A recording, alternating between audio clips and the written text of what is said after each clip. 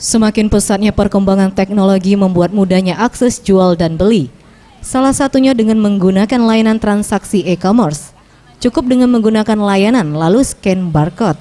Pembeli dapat melakukan pembelian secara praktis.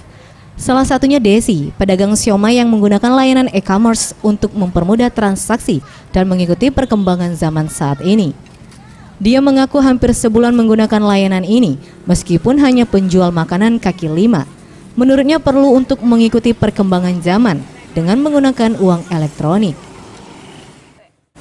Iya Pak, ini biar untuk mudah konsumen untuk membelikan. Biasanya anak-anak muda kan di rumah galak nak praktis kan. Nah jadi tinggal ini baik banyak ya Pak. Jadi mudah lah.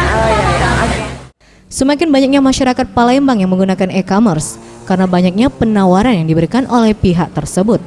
Tidak heran perkembangan layanan transaksi tersebut meningkat hingga ke generasi milenial. Tim Liputan Sriwijaya TV.